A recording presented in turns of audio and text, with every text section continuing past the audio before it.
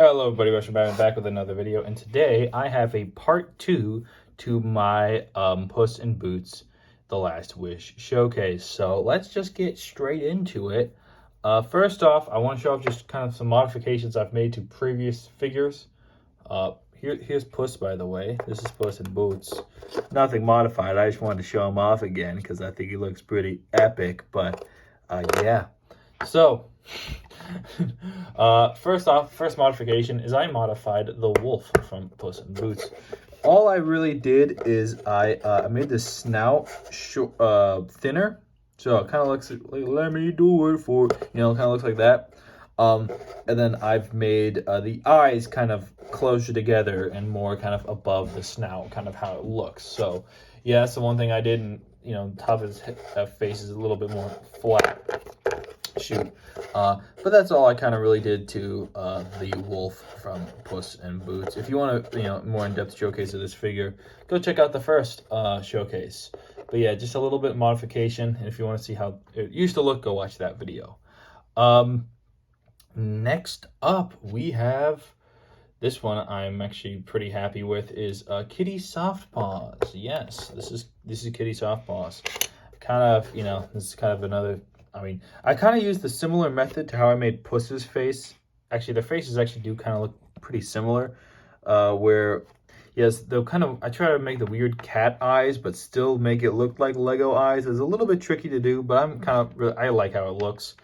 And then, yep, she has the belt. Pretty simple figure, if I'm being honest. The tail, and no like accessories or nothing like that, but still pretty simple. The way I made this cat head is I actually used the Catwoman, like the cartoonish Catwoman cowl, and then I just glued that onto a minifigure head, and then used that to kind of make it into one thing. It does make the head a little bit thicker than a normal minifigure head, so if you put it next to Puss, it does look like she has a weirdly big head, but compared to Puss in Boots, but still, I still think it looks pretty good, and I do like how it kind of all turned out at the end. So yeah, there is Kitty Softpaws. And then, last but certainly not least, kind of the figure that kind of was the catalyst to the second showcase is, of course, you've seen the thumbnail, the one, the only, Big Jack Horner. I'm really happy how this turned out. And yeah, so first off, his accessories, I gave him the staff that he uses towards the end of the movie, and then also the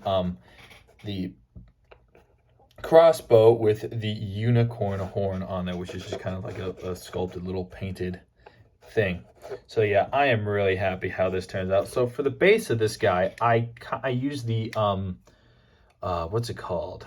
The Hagrid, I think. So let me take away these accessories just so you can get a better. So I use the Hagrid as the base because I knew it needed to be a bit bigger than a regular minifigure because of Jack Horner's proportions, but I didn't know how to kind of do it, so I used Hagrid.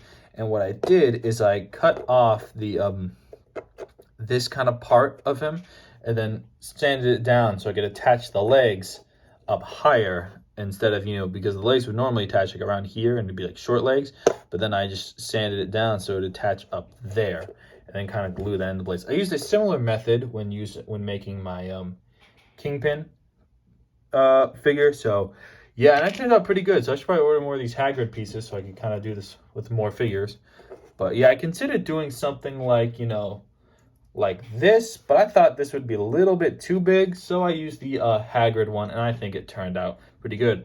Also, to kind of make him look a little bit fat as well, I got rid of his neck. Actually, same thing I do with Kingpin, is I just got rid of the neck, so therefore it would kind of make it look like, he's like kind of a double chin and make him look a little fatter. Other than that, I used a kind of custom dark purple color. This isn't in Lego's color palette, I don't believe. I just mixed some black with purple to kind of get that dark purple coat on the outside. Decided to give him his gloves instead of his kind of ungloved hands, because I'm pretty sure for most of the movie he has the gloved hands. But you could obviously just switch it out for normal flesh tone hands. For the face, I'm actually pretty happy with the face, how it turned out. I used this smiling face and then I add those big cheeks and whatnot on there.